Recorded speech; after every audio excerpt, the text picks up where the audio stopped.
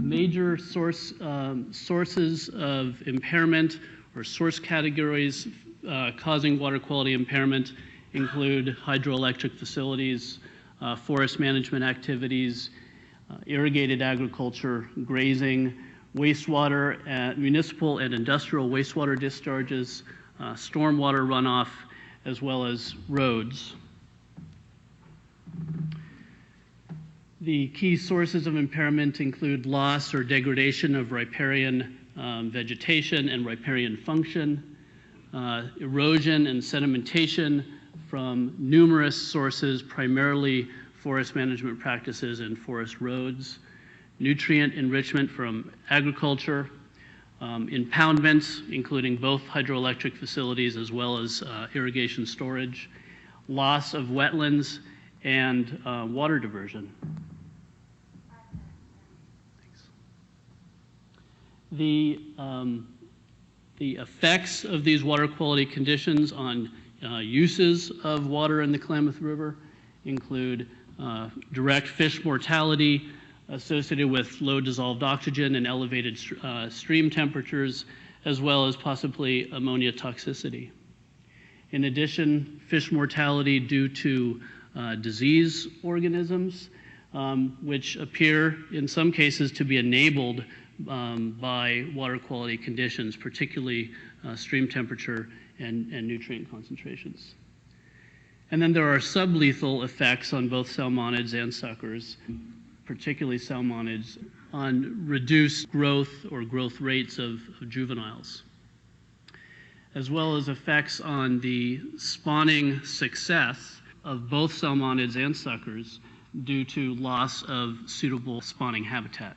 There are effects on migration patterns as well as the timing of migration.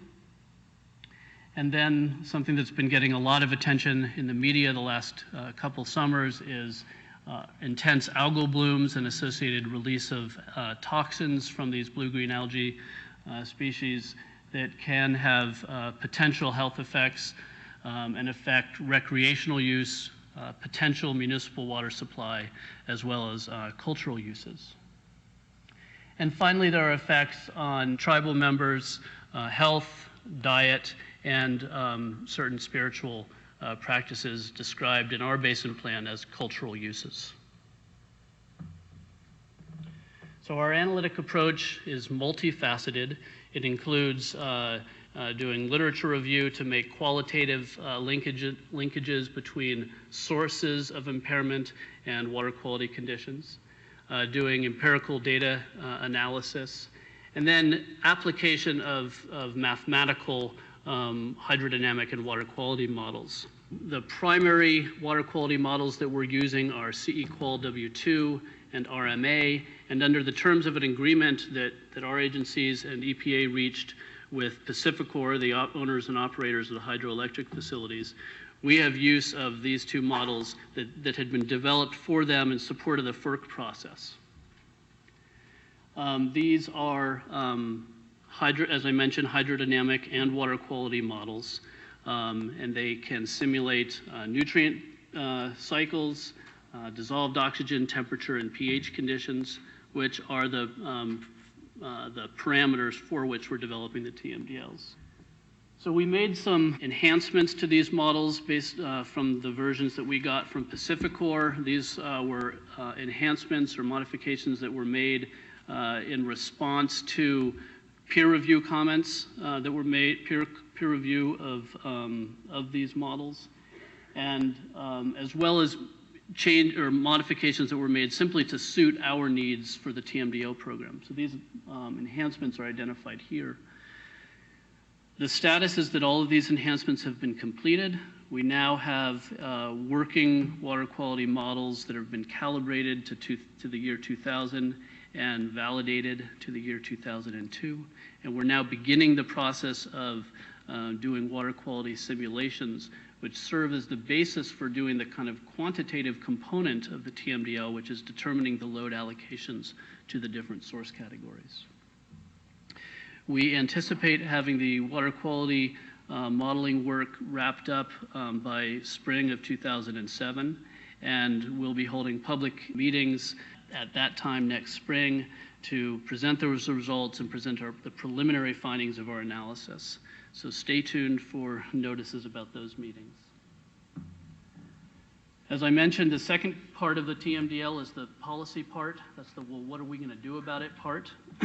And both California and Oregon have begun the process of thinking through what the implementation plans will consist of. Listed here are simply the numerous agencies and entities that we've identified as likely to play some role in the implementation plan.